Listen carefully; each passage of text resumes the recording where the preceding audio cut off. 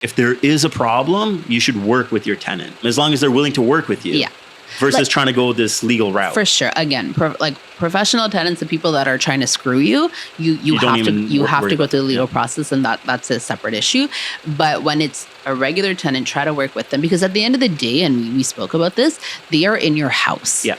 As much as you might not like them, as difficult as they may be, that is your house that they're in, and you want them to treat it like their own house. And the only way people will is if you guys work together and have a positive relationship. Live behind decisions I chose. Peaks feel good and the valleys get low. Chains for the tires in the rain, hail, snows. Like this everywhere that I go, everywhere that I go.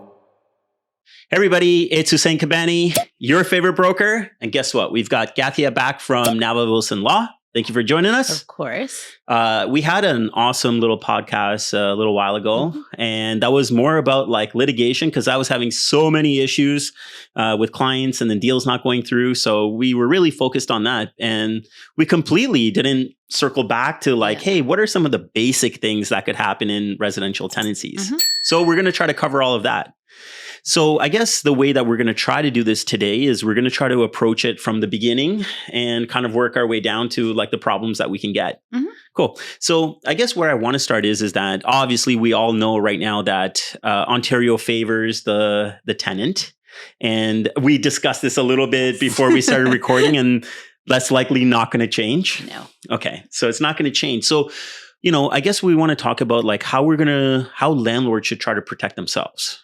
That's a good point, because like you said, it's not going to change. So instead of being reactive, it's better to sort of be proactive in your approach.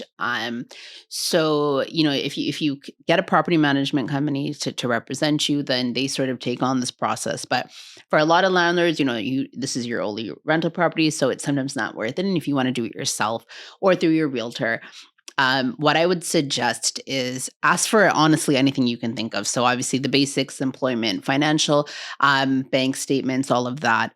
But what you can also do as an added step is sometimes just Google the tenants. So landlord tenant board orders are technically supposed to be public documents. They're decisions, so they are meant to be available to the public. But unfortunately, just the program or the website, they don't update in time.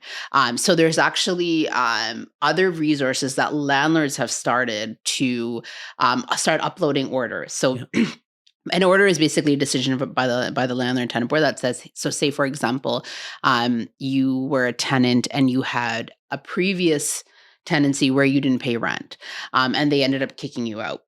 So if you use, the name of the website escapes me right now, but I think I've seen it too. Yeah. So what you can do is search websites like that to say, look, you type in your tenant's name, and if there's any orders that have been uploaded against your tenant, that's usually a red flag. Obviously, like every story has two sides, but you're leaning towards the side of maybe let's not go with this tenant.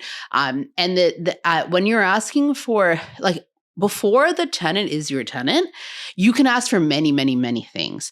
As so long as you're not discriminating them in accordance with Ontario human rights, but otherwise you can ask them for anything. So, like for example, I've seen people say like, I want like 90 days of your bank statements because, I want to see your spending patterns. I want because everyone has a job. Not everyone has a job, but overall it's easy to say you have a job. It's easy to say, look, I make 50,000 or 80,000. But what are you doing with it? But what are you doing with that money? Yeah. So if I can see, you get child benefits. So, that's steady income that's also coming in.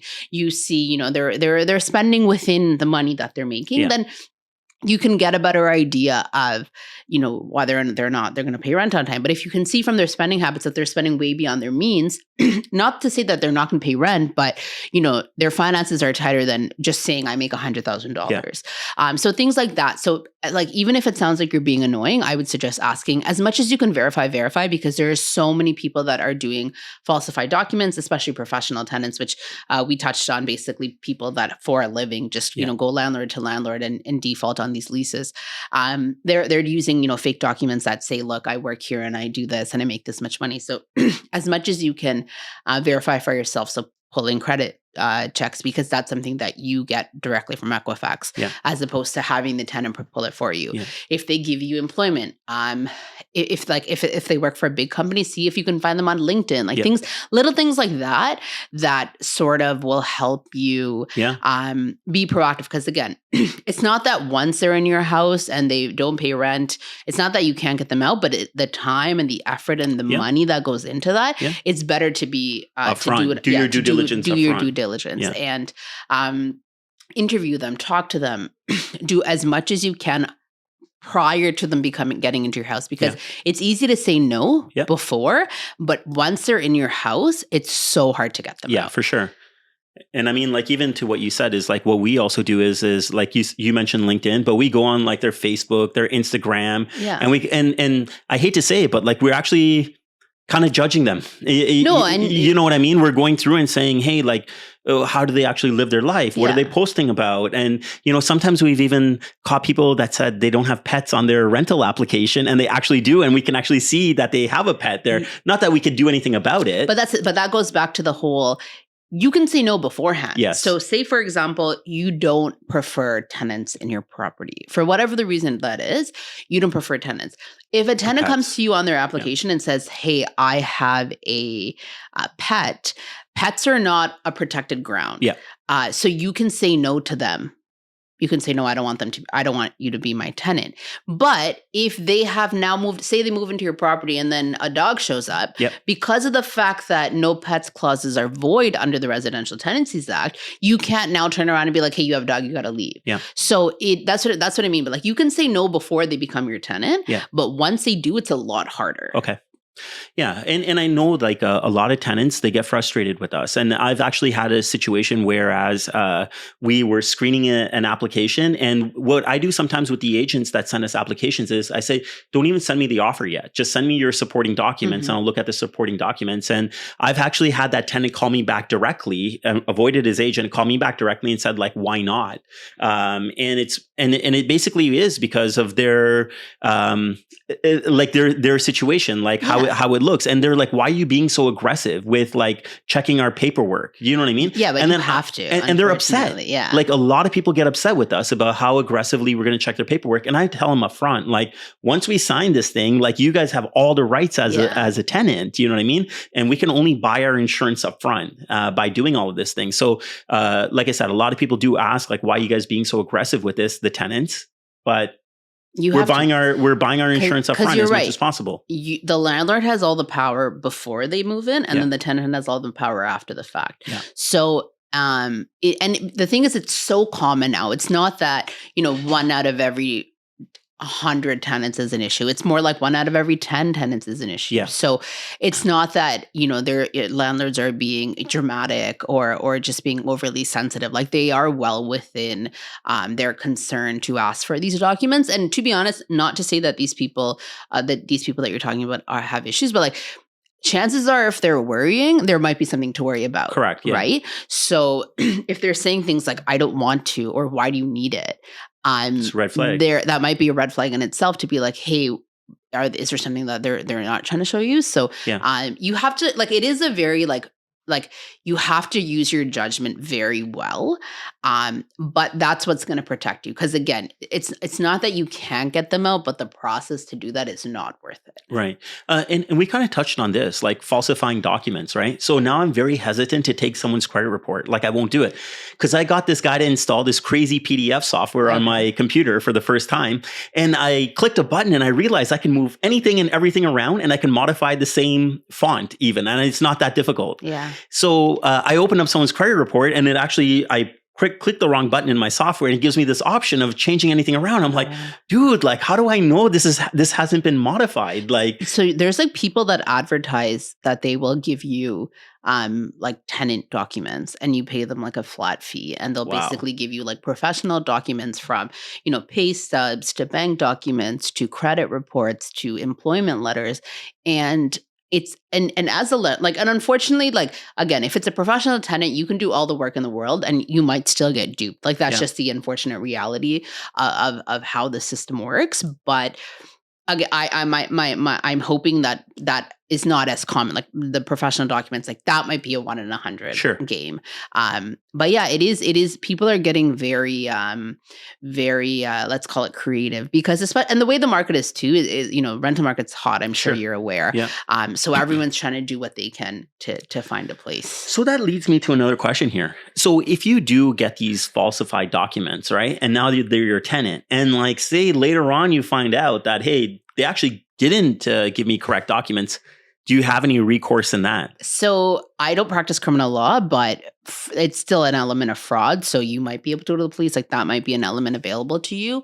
In terms of your recourse with the landlord tenant board, there's notices that you can give them, but nothing deals specifically with an issue like this. Like there's no document that says, let's call it like an N15 that says, oh, you gave me false documents. Yeah. So you would you'd probably have to fit it somewhere between the N5 and the N7, which even then it's not the easiest thing to sort of fit in there, but those would be like your two options to. So it's not cut and dry. Oh, it's not like you gave me like, okay, so there was a situation where I found out with their condo developer where the prices have gone up so much, and some people did give them fake pre-approvals, right, in order to like get their deal firm. Yeah. And now what these guys did was they knew they got the fake documents to begin with, but now the prices have gone up so much, they're looking for ways to cancel these deals. So they go back to them and they're like, hey, we know this is fake and for X, Y, and Z reason, and we're canceling your deal. Oh yeah, that happens all the time, unfortunately.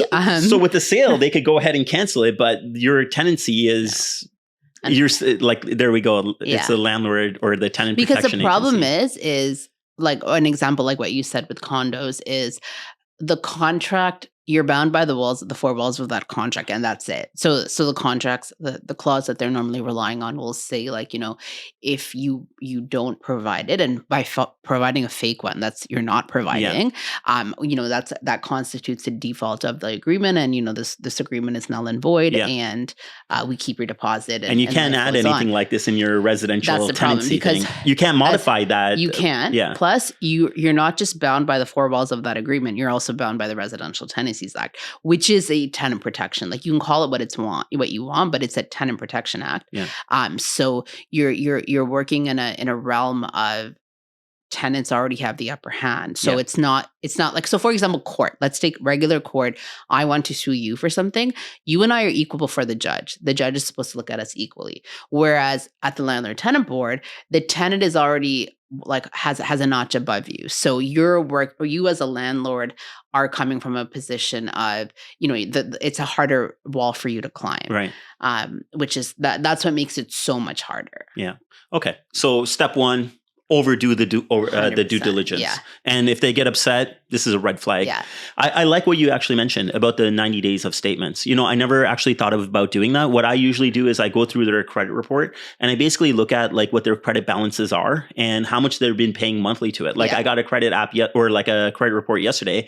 The guy has like $20,000 line of credit or whatever. And from day one, it's been $20,000 and he pays like the bare minimum $150 or whatever it is. And to me, I'm like, are you ever going to pay this thing off? Like to me, I don't know, maybe I'm different. It doesn't seem financially responsible to me. So to me, that was a red flag. Yeah. So, but I mean, obviously to check their banking statement, I never thought of that. Yeah. Because like I said, like habits tell you a lot, right? Yeah. And again, like I get it. You are making inferences, but with the resources you have to do what you can. Yeah. So maybe, they might be a great tenant that you just missed out on, but the chances of that are fairly low. So I say the bank statements, like, again, just to show habit, to show this is how they spend their money. This is what this is, where they prioritize their money. And that could be it might show a great indication of a good tenant, but it might not. And that you use that as you can. Yeah. And actually, even you mentioning that and me thinking about it again, it's like you can actually connect the dots on the payroll, the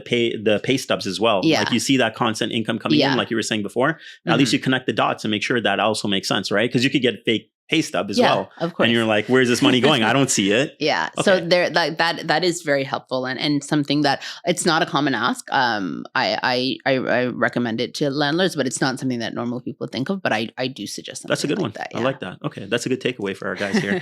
Okay. So moving along a little bit, like in Durham region. Okay. Mm-hmm. So basically one of the utilities that you cannot transfer over to the tenant is the water. Okay. You're responsible for the water. You could put the water in Durham region care of the tenant, but ultimately if that tenant doesn't pay, it comes back to the owner of the property. Yeah. So what happens in that kind of situation? Like, whereas this person is not paying it and you're telling them, hey, so what I tell my landlords is this, call Durham Water or send them an email. Is my account up to date? Like make sure every 3 months, like, when you get your water bill, make sure that theirs is up to date at the same time. It's annoying, but I think you should do that, right? I agree. So what if they find out that it's not getting paid and they're accumulating this? What can they do? So the problem with utilities is that again, under the Residential Tenancies Act, you cannot cut vital services. Yeah. So, I get that call all the time. Hey, like, can we just shut off the water? Can we shut off the heat? And the answer is under that is a breach of the act. What you do with that information, you do, but that's a breach under the act. So, that is something that you can then go collect from your tenant. So say, for example, they've actually recently changed it. And when I say recent, maybe a couple of years, where it's not just rent that you can collect from the Landlord Tenant Board. Before, their purview was rent and NSF. That was it. If you had any other amounts that were due to you, you would have to sue them in regular court or small claims court. But now they've changed it where you can collect utilities as well. Okay. So that is something that you would unfortunately, similar to them not paying rent, you would have to bear until you can be before the board to collect unpaid utilities. So say this is an example, like they're paying their rents and whatever else like that, and then they, for some reason, they don't want to pay their water bill. Like, so we have a situation where this guy at the last couple of months or whatever else didn't pay his water bill. So this is what we do. Okay. What we do is that when we rent out a place in Durham and we know that this is an issue, or it could become an issue, we actually collect a $250 deposit for the water utility.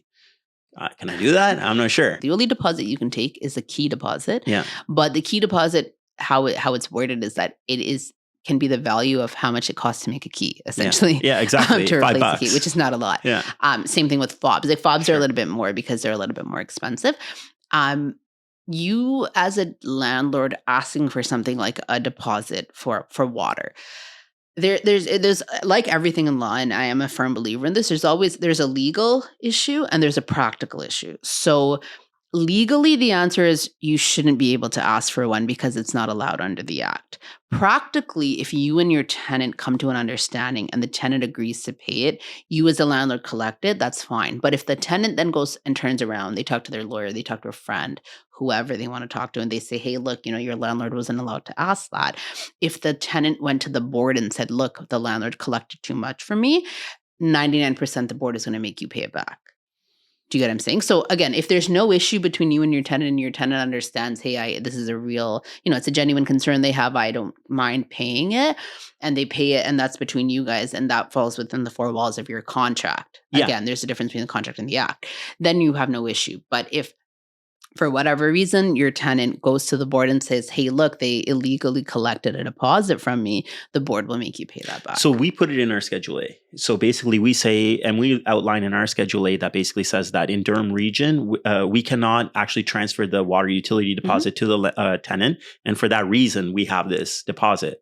And what if they do pay it? So there's no issue but even if they signed off on that, they could still go back and say you collected too much. Yeah, because so it doesn't matter what I have on my Schedule A. It's always going to come back to the RTA. Yeah, because the act says that anything that contradicts the act is void as a clause. Again, we'll use the most common example everyone has is pets. You can say no pets in your lease, but according to the act, that clause is void. So it's like how people, and well, I'm sure we'll get to this, is like people will say like, oh, you can't have any overnight guests. Yeah. You can put that in your lease, but that's in the act allows for guests. Yeah. So that would be a void clause. Yeah. So similarly to this water thing, they can agree to it and they might pay it because they see it and they think they have to, and that's also the point of clauses, right? Because especially in a lease, a lot of the clauses act as a hindrance. It's not meant to be stand up if you needed it to, but it acts as a hindrance for a tenant to know, hey, look, my landlord means business, like they're very serious. And it's meant to sort of ensure that they respect the lease. But it's not that just by virtue of it being in there, if it's challenged, that the landlord would be It's a similar kind of thing, like where people do collect rent up front, right? Like, so sometimes what ends up happening is that when people know that they're applying with like a weaker credit score, what they kind of do is that they say, okay, well, we'll give you 3 months up front or something else like that. But I know with that one too, they could turn around and be like, we didn't actually have to pay this, and you would have to technically pay them back. So what I suggest for people that are doing that is you can word it so that it at least will help you as a landlord. So what I've seen people will put is that the clause will say the tenant acknowledges that they're only responsible to pay they're only obligated to pay 1 month's rent as a deposit. However, to to have the landlord,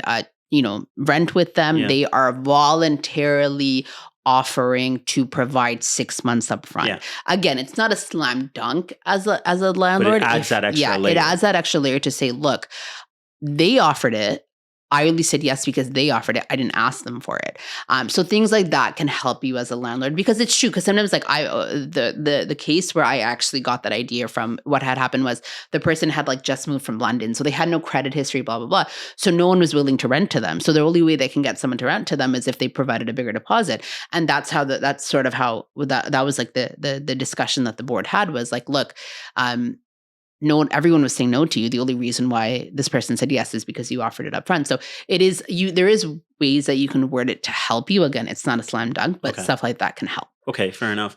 And then, so, I mean, we kind of touched on, about the utilities thing. So if they happen to be paying their rent for some reason and you have a hang up about the utilities, can you still leverage the landlord tenant board forms to like get them to pay their utilities? The way that the forms are now, I don't believe you can. You would, again, have to sue them in small claims.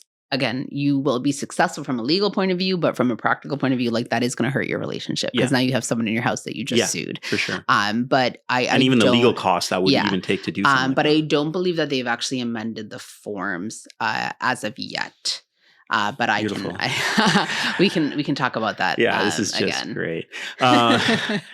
I'm going to have to start telling people not to buy residential properties for renting them out. I think that's going to be my next topic. How else to spend your money? Yeah.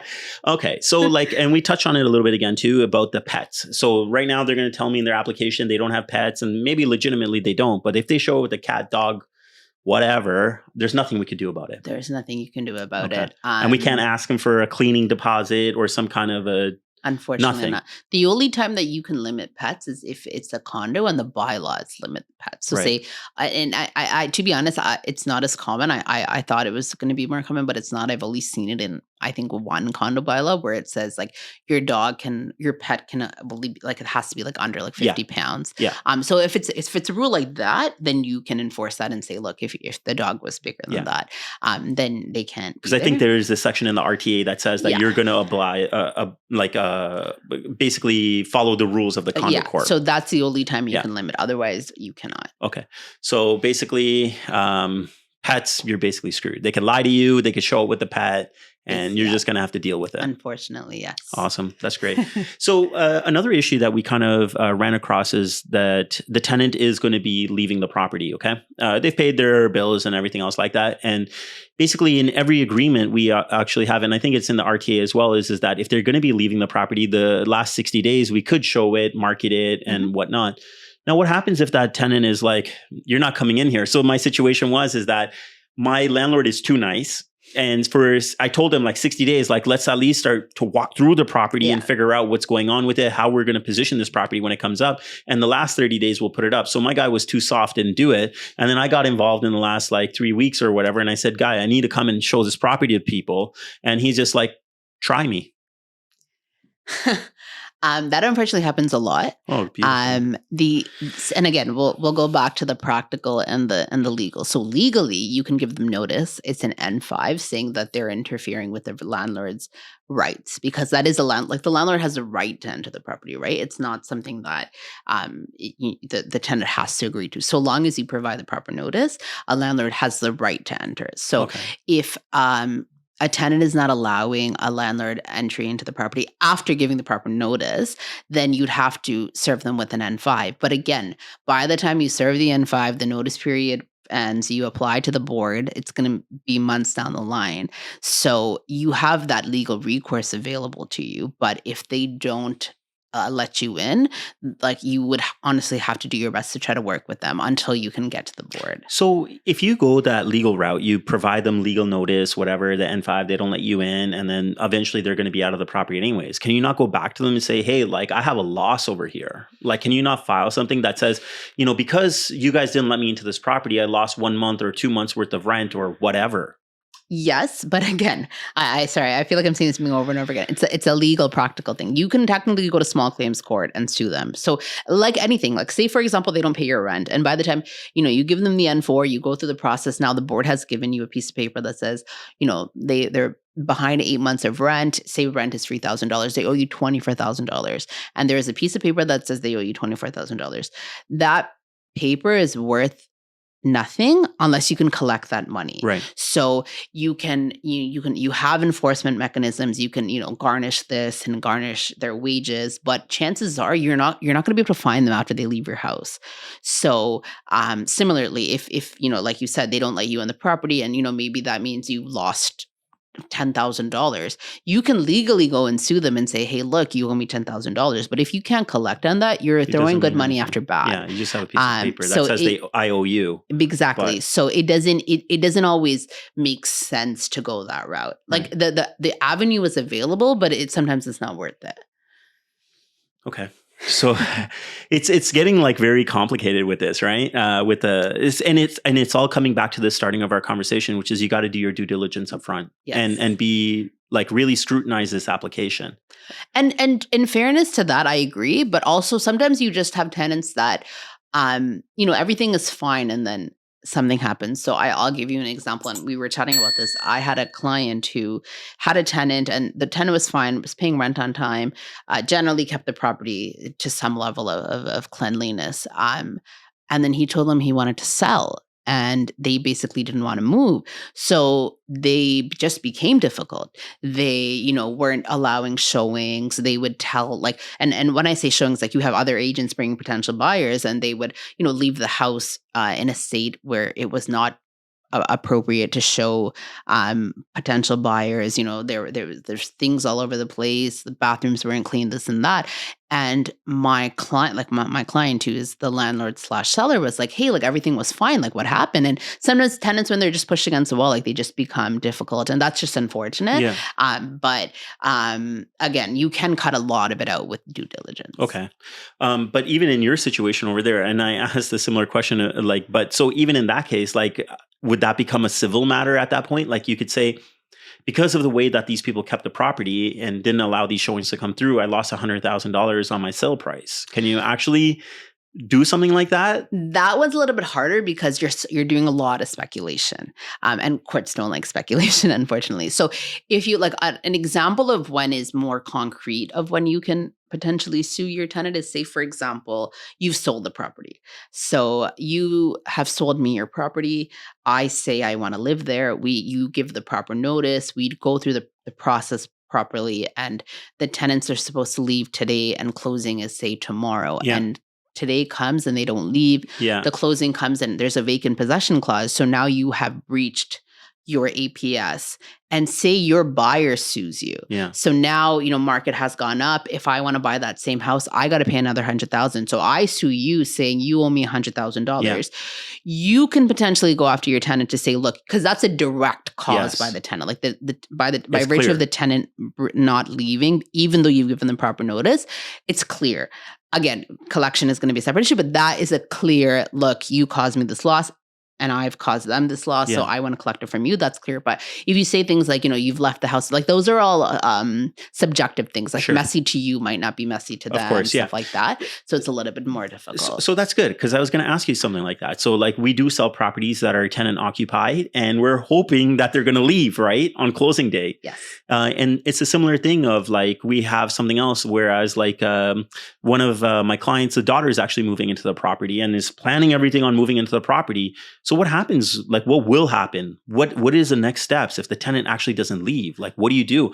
So I guess in a sales situation, your buyer can back out of the deal at that point and potentially sue you. Yeah. So we'll break that down between if it's a personal use or if you're going to sell it. Selling is a little bit more complicated because you have a third party that's out of your control.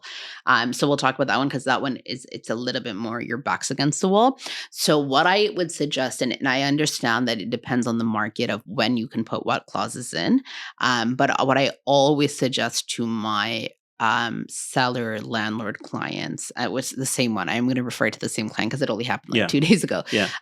Is he put in a clause into the agreement that says, the seller has the option to extend the closing date by say 60 days, if the tenant has not left. Yeah. And that at least will buy him time. So say, for example, you give the notice and at least he has that additional 60 days if he needs it. If you can go one step further and say, even after that 60 days, the tenant still resides in the property, then this agreement is null and void and the deposit is returned without deduction. That's the perfect clause because then at least you can't get sued. Your buyer can't sue you because that's technically, it's not a breach at that point, right? So if it's a market, if it's a seller's market and you can put a clause like that in, great. Because then at least you can protect yourself. The other thing I would suggest is as far as you can push out your closing date, push it. So the notice that you have to give it a tenant where you're selling is 60 days. But what a lot of people don't realize is it's not 60 days. It's at least 60 days to the end of the term. That is what the full language is. Yeah. So for example, if today is May 26th. So a lot of people say, okay, if I give notice today, June 26th, July 26th, termination date is going to be July 26th. But that's not correct though, because it has to be to the end of the term. Your term is normally the first of the month to the end of the month. So that it's not July 26th, it's July 31st. Yeah. So what happens is people say, okay, July 26th on the notice form. A, that will make your notice void. And then B, they'll put closing as like July 27th.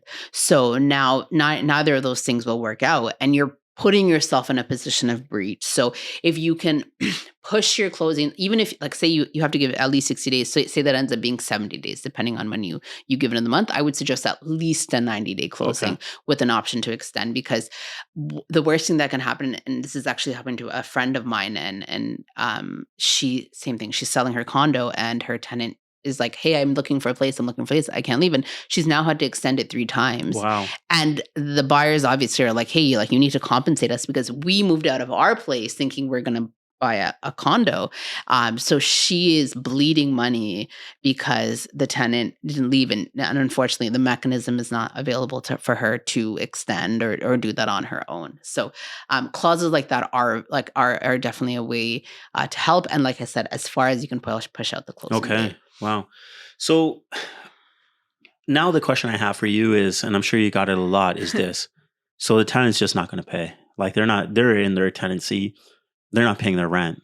What do I do? What's the first step I do? How long do I wait? Okay, so their rent is due July 1st. They didn't pay me. What's my next step? Do I just sit back for like 2 weeks and just hope that they're going to send me an e-transfer for the money? Like when do you act? You can act the next day. So if rent is due July 1st, July 2nd, you can give notice. The one thing with the non-payment of rent is what a board will take into consideration is how much the landlord sort of tried to work with them. So, I always tell my landlord clients, if you have a tenant that's not paying, I don't suggest doing it the next day. I suggest, send an email being like, hey, just to let you know, rent is due. If you're having some difficulty, let me know. Let's see if we can work something out. Again, it might not yield anything, and maybe it does yield. Maybe your tenant responds and says, hey, can I pay half now and half in 5 days? That's still to your benefit. So I would, if it works for you, it might make sense to accept that. But you need to build that record. So, if you spend the first week being like, hey, let's see if, let's get on a payment plan, blah, blah, blah, something like that. Because you will need that at the board, because the board will take that into consideration. But effectively, you can serve notice the next day. But does it make sense to do that and at least send the email? Like my understanding is that, hey, maybe I do send the notice and at the same time just say, hey, like I got to send you this notice because you didn't pay, but I'm willing to work with you. Yeah, you can At least definitely you do have that. it on record at that, like you did do it correctly. Yeah, of course. And also you're not wasting time, Yeah. because in the event that your tenant doesn't agree to pay and they're like, hey, I just don't have money, too bad for you, Yeah. then at least you haven't waited 2, 3, 4 weeks until you give them the notice. You can do that. You can give the notice and say, hey, look, I'm protecting my interests. I don't need, I won't proceed with the application if, we can work Yeah. together with something, but at least, you started the process. And then once you, so say you've tried and they're not working with you, then you give the N4 notice, which will outline the termination date plus how much they owe you. I cannot stress enough, not just with the N4, but with any notice that a landlord gives to a tenant, ensure that it is filled out correctly. Okay. The amount of emails and calls that I get that say, hey, we gave notice, we finally got a hearing date, and we put the wrong postal code, or we forgot to name all the tenants, or I did the math wrong and they actually owed me $500 less than what was on that paper. Anything that the board can use as a reason to throw out your notice, they will. Anything, any small technicality. Postal code is incorrect. Postal code. Sometimes when people count notice period, so you start counting the day after the day you give notice. So some people, they count the day they gave notice. So they'll say, okay, today, tomorrow, and they count 14 days. And your notice is 1 day short. Yeah. It's a day, and technically by the time you got to the board, it's been 6 months plus, but they can throw it out for that reason. So get a second pair of eyes. It's all the forms are fairly straightforward, but make sure they are filled. I cannot stress how important it is to make sure that they are filled out correctly. But essentially, so what will happen is you fill out the form, you give notice. If they don't pay the rent, they basically have two options. Either they bring the rent to good standing or they leave. And if they don't do either, you have to file what's called an L1 application with the landlord. And how long do you have to wait to do that? You can apply the day after the termination date. So if your termination date, so like I said, it's supposed to be 14 days. So basically they have 14 days to bring it up to date. Yeah. So if their rent is due July 1st, I'm going to work it through. So July 1st, the rent is due. They didn't pay. July 2nd, you send out this notice and you basically say, I'm willing to work with you. And the date's what, the 15th or 16th, something like that at that point. And then if there's nothing that they're going to do at that point, then you can give them the L1. You file the L1 with the Landlord Tenant Board, and you wait for your hearing date.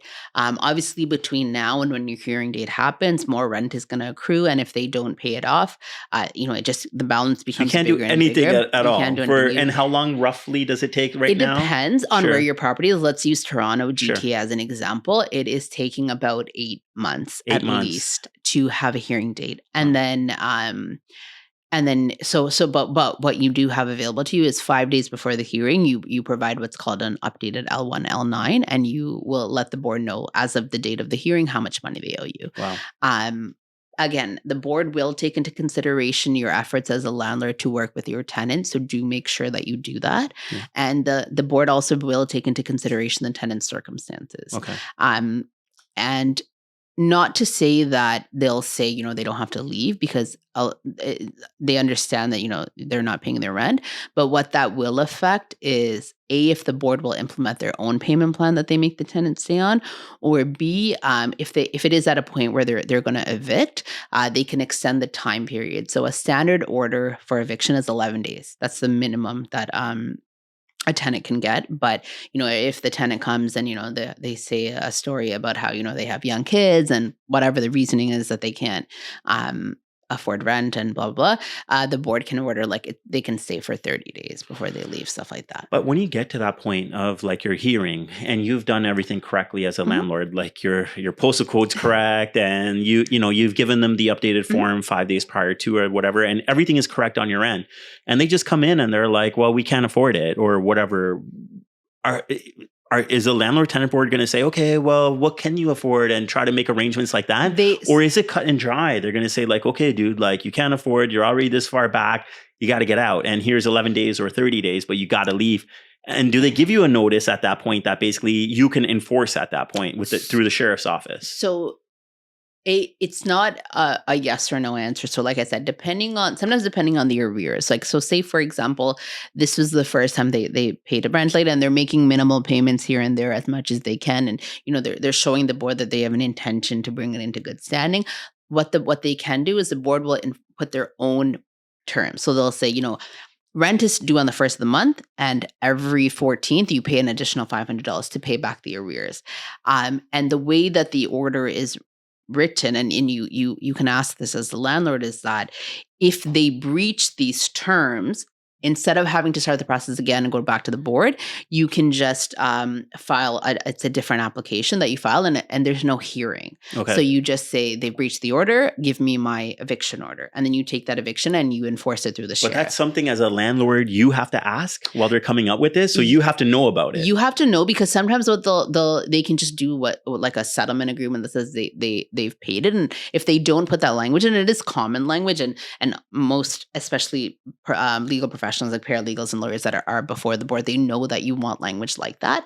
But that is something that you would want to ensure is in your order, that if they breach this agreement, and the board, the wording they always use is not $1 short or a day late, then you can go and enforce right away. Again, the benefit of that is you don't have to go through the hearing process again, and you can just go straight to eviction. But oftentimes, because of the delay, by the time you're in front of the board, the arrears are so high, the board will generally still order an eviction. Like I said, they might give them more time and stuff like that, but they do generally. They're not going to try to make a payment plan. Like you're like $10,000 or $15,000 into this thing. They're not going to let this person stay. Yeah, especially, and to be honest, that's low. Like, think about it. If rent is say a rent is $2,000 and it's taking you 8 months to get before the board, you're almost like, you're at like, and they've already before you even filed, they were already behind 2 months. Like you're almost at 20,000. Like I had a tenant where I had a landlord where by the time we got in front of the board, the arrears were higher than the limit that the board could order. So what was the limit? It's 30. They're bound by the small claims limit, which is 35,000, and we were at like say 36 maybe. And my order was limited to 35,000 because they couldn't. Yeah, which is crazy. So like chances, and like it would take you a lifetime to pay back. Like if you're already this behind, like it would take you forever. Sure. So the board wouldn't put that on you as a landlord, but they will, like I said, see what they can do for the tenant to help them at least with time. So that's a long process, but also what we were talking about, there's no guarantee that you're getting your money back. So you like you said, you could actually get this order. It's a great piece of paper to have. Yeah. But if there's nothing to collect on, you can just frame it and keep it. But, frame it. I won. And to be honest, at that point, it's unfortunate because what happens is at that point, the landlord is so exhausted, they just want the house back. Yeah. They're like, look, do whatever you want. I won't even come after you. Like sometimes we'll even tell the tenants, just leave. Yeah. I won't even come after you. Just leave. And the other issue that happens, unfortunately, when you're so far down that rabbit hole is oftentimes like the tenants are damaging the property. We were talking about this earlier. I had a client, who was a landlord, and she got an N4 and she got the eviction order. And when they went to go to the property to take it back, the tenants had taken all the appliances. So now, she's already owed $30,000 in rent arrears. Now she has to buy new appliances and fix all the damage that they've left in the unit. So it's costing her, say, $50,000, $60,000, which unfortunately was supposed to be an investment property. Yeah. So it does add up. And again, it's not that you are not owed this money. Everyone will agree. A judge will agree. The landlord tenant will agree. The tenant will agree. You as a landlord know you are owed this money. But I would say I have seen maybe 2 landlord clients actually get their money Wow. back. So what are the mechanisms then you go through this? Like they can enforce like a garnish the person's wages to a certain point? Yeah. So you can garnish wages up to 20%. If they have property, but the chances are if they don't have property, why are they renting from you? But if they have property, you can do what's called a writ of seizure and sale, which is, and if you know where they bank, you can try to garnish their bank accounts. But again, at that point, you're so far down the line that your ability to collect it is very minimal, Basically unfortunately. Nothing. So you can like what some people do, and I've seen this more often now, is people will send it to collections. They're like, hey, look, I'll sell it to you for 30 cents on the dollar. Yeah. And you get what you can. Guys. You get what you can. And sometimes people also do it because they want, they to make their life hell now. Basically. Same way, return the favor. So I've seen that a little bit more common because, again, it's like you don't have to do anything. Yeah, you take the hit, but 30 cents is still better than zero. Sure. Yeah. So I've seen that hand off the process to them. The one of the last things I want to ask is this: like, you're going to serve a notice, right? Any kind of notice that you're going to give the tenant. Can you email it to them?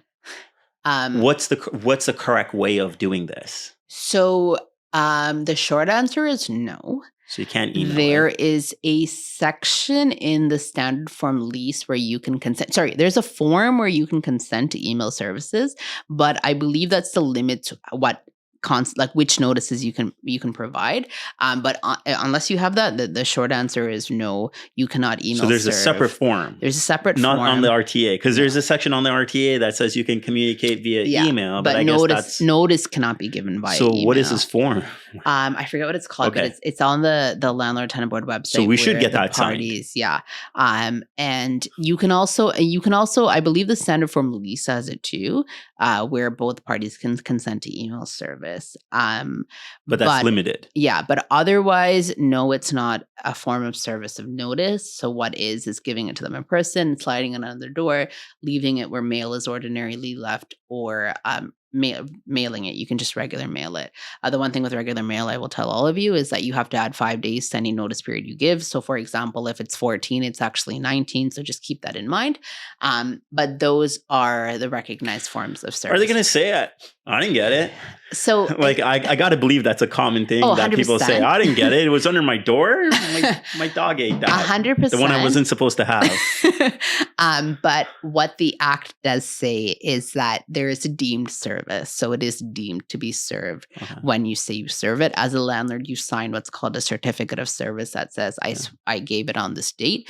What I always say to my landlord clients is if you do mail, if you do give it in person, email a copy and just say, hey, for your reference, I'm attaching a copy of the notice I just gave you at your house a couple hours ago. Yeah. Because then if they really didn't get it, they'd respond and be like, what notice are you talking about?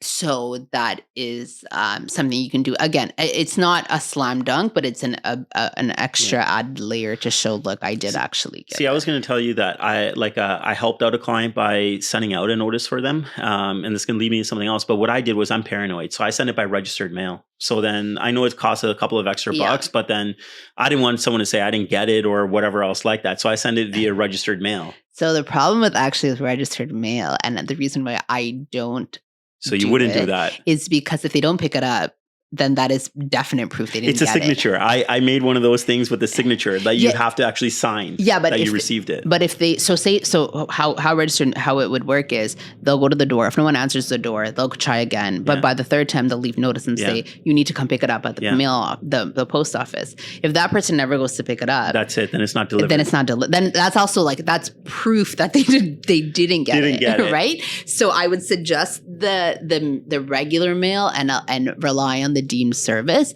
And again, if you can submit a secondary copy via email or however if you WhatsApp them, whatever it is, again, just to show it's not recognized by the act, but it's an add layer when you're in front of the board to say, hey, look, I also send it via email or WhatsApp or whatever. Yeah. Okay. And so basically the notice and I think that's it. Like, do you have anything else that you run across as a common concern with landlords?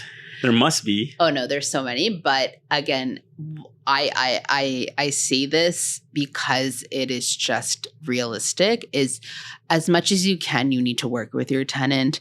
Again, we're not talking about professional tenants. Professional tenants are a completely different ballgame, and the only way that you can really, get a lawyer.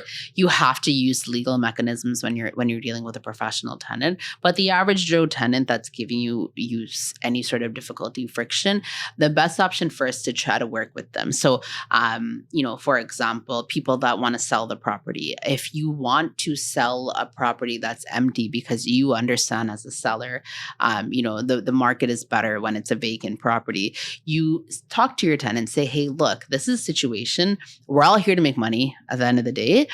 Offer them something if you can. And again, it's all within your means. Kind of like what they call cash for keys. Yeah. You can say, look, I would prefer to sell an empty house. You would prefer to get $5,000. So you agree. If you can agree to leave on X date, when you leave, I'll give you some money.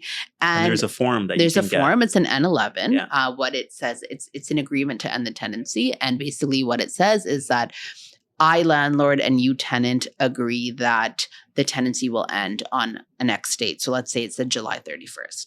The benefit of that form, and it has to be signed by all the tenants, by all the landlords. So remember that you can't just get it signed by one tenant because the other one's going to be like, hey, I didn't agree to this. The benefit of that form is if they don't leave on the day that that's on that form, and you guys haven't agreed to some subsequent date, you as a landlord can file what's called an L3 application. The beauty of an L3 application is there's no hearing. It is an administrative process. The board essentially, you submit a copy of the N11. The board will mail or email you the order of eviction. So it's a faster process. Wow. But again, a lot of that, it is cash. That's when you would use the cash for keys. And the benefit of that is everyone walks away happy. Yeah. So yes, it might cost you, but you do that. You as a landlord do that cost benefit analysis and decide what makes sense for you. Yeah. But I do not suggest paying any money without getting a signed N11. Okay. What I suggest to all my clients that do cash or keys, you say, I will give you cash or a bank draft when you hand me my keys back. Yeah. I don't suggest paying it today and then they leave in a month from now because things change. That's Sure. just the reality of life is things change. So I always say, get a bank draft, get money, cash, and when they hand you over your house keys back, you give them that. Yeah. And again, then it's incentive that's going to hold them accountable and you're protecting yourself as well. So that's the thing, because of the reality that getting in front of the board is a long and hard process, and it's unfortunate, and that's a different issue of how much reform needs to happen. And we probably won't see that happen. What we talked about the housing crisis. And we touched on this at the beginning, and the issue is that if all these people got evicted within a month of them not paying rent, they will all become the government's problem. And the government does not need another additional, 100,000 people. I don't even know how many N4 applications happen, but all those people are now, gonna rely on the government for housing. So I do not see any sort of reform happening to that. But yeah, so that is sort of where you are there. The other thing that I do want to mention, and we briefly spoke about this, is rent increases. So I get calls all the time, hey, market rent is $500 more than what my tenant's paying. Like, what can I do? So anything that was built before November, I think it's 15th or the 21st, 2018 is under rent control.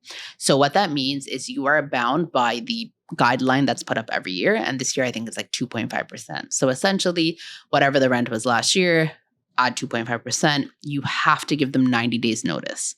And then that comes into effect. And you can only do it once a year. Anything that was built after this November 2018 date, you are not rent controlled. So you are still bound by the 1 year. It can only happen once every 12 months, and you have to give 90 days notice, but you can increase as much as you want. If market rent is now actually $500 more, you can increase. So that a lot of people don't know that. They think everyone is bound by the guideline, but after this November 2018 date, you can increase as much as you want. Obviously, make sure that it's only once a year, but otherwise you can increase however the market goes. So I thought I didn't have any more questions, but now I do. So basically, if they don't like it, they're not in rent control. Their rent is $2,500, and now you're like, hey, I need $3,000 for this. They don't like it, and they're like, I'm not going to pay this. Then they're in breach of your lease and it's an N4. It's a non-payment. So say, for example, they stay. A lot of the times the tenant will just leave if they're unhappy with the rent increase. Okay. But say, for example, you increase it and they're like, hey, I don't want to pay this. They are technically in breach of the lease and you would serve them the N4 and you go through that process. So you have to go through the whole process still to get them out. So I'm sure everyone knows this, but you cannot just change the locks on your tenant without if they've done something wrong. So you still have to go through the process. So you can't cut off their heat, hydro, water, and you can't change the locks. No, you can't. Again, that it goes back to the tenant protection aspect of it. But yeah, so you would still have to. Tenant protection agency. You still have to. Why do they even have landlord in there? They should just call it tenant protection agency. It's called the Residential Tenancies Act. Yeah, that's true. That's true. Yeah, it doesn't have landlord in there. But you still would have to go through the process. But the mechanism is available for you if they don't pay. And I mean, I look upset about this whole thing and whatever. And I think last year we rented out like 20 properties. Okay, like we actually rented out 20, and how many get rented out? Tons, right? Mm-hmm. We never had a problem with any of ours. And I think, I don't know, I must have rented out over 100 properties. I think out of 100 properties we've rented out, maybe we've had 2 issues and they weren't even that bad. Like 2 issues, it was a headache. We got to get them out, get the house clean, painted, whatever, and move on with life. It wasn't like they owed us like $50,000. No, and in fairness, it's not that I think that it's an overrepresentation in the sense of it is a lot. Do not get me wrong. Yeah. The fact that the wait is this long tells you how backed up it is, but you also only hear of the bad ones. No one is going on about how great their tenant is. Because that's the first thing. When I tell people, hey, you should buy a rental property, they're like, oh, I've heard horrible things. That's the first thing. That's absolutely the first thing. And then I have to calm them down. And basically be like, hey, it's not that bad. Like you're hearing all the bad stuff, but it's actually not that bad of a process. Again, especially if you're doing your due diligence and to be fair, a lot of things play a factor in that, especially where the property is. So I find that, downtown Toronto, maybe I'm being biased, but it is a lot more, young professionals.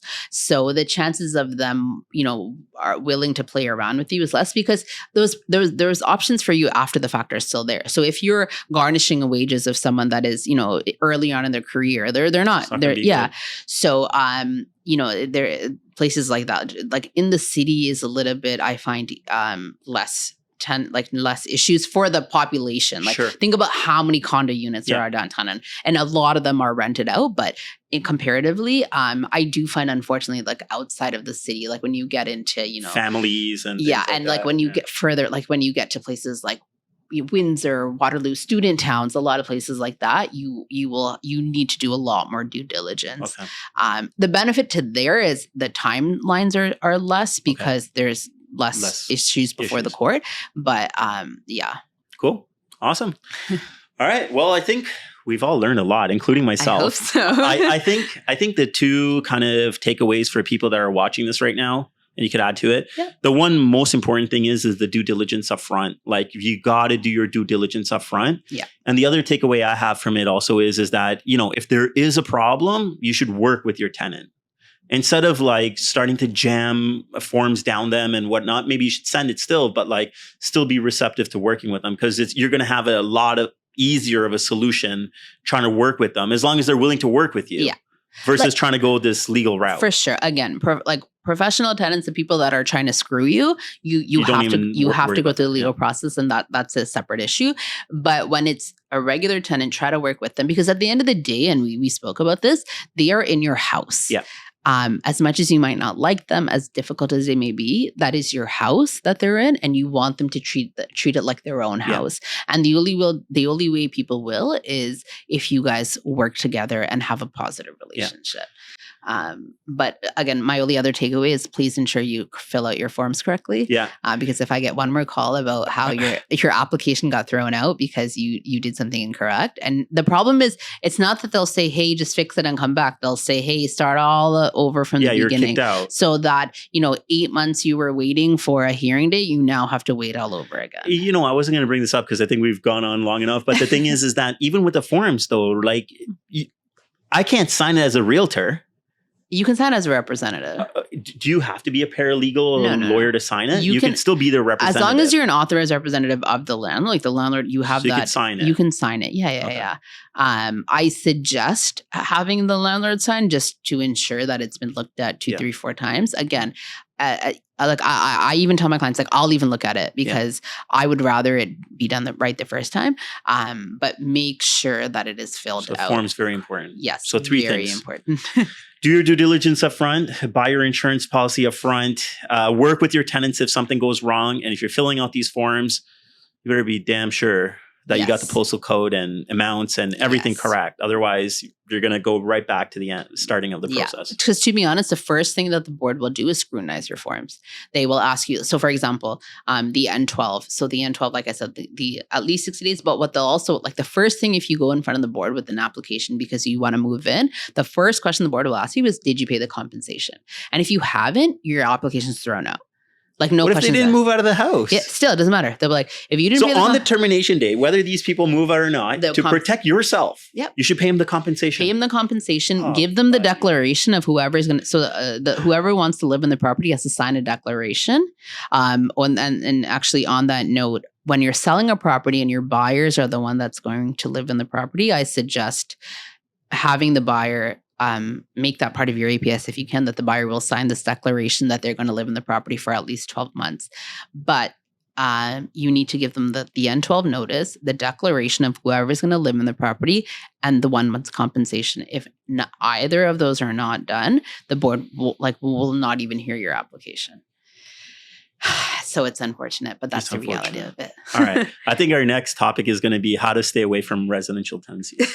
No, I think it's still a great idea. And like I said, I think we do a decent volume as being a single agent of these rental properties. We don't have a problem with it. So I think it's, we can always improve our process. And that's what I'm having this chat with you all the time. I'm asking you questions about like, hey, what do I do here? Because we're just trying to improve our process. And I think if we're continuing to do this, we usually won't have issues. And if we do, I think we can minimize what they are. I agree. Again, if you can be proactive and do your due diligence, you will cut out a lot of the issues. And then the issues that you have become minimal. All right, guys. I hope you guys enjoyed this video. Hope you guys can like it, subscribe, and leave your comments below. If you think we've missed out on anything, or if you have further questions, you could always leave a comment or even leave us your feedback. If you've had experience with being a landlord or a tenant, good or bad, we want to hear about it. So we hear a lot of it anyway. So if you guys want to share, leave a comment. And until next time, get Cabani, get sold. Sell it,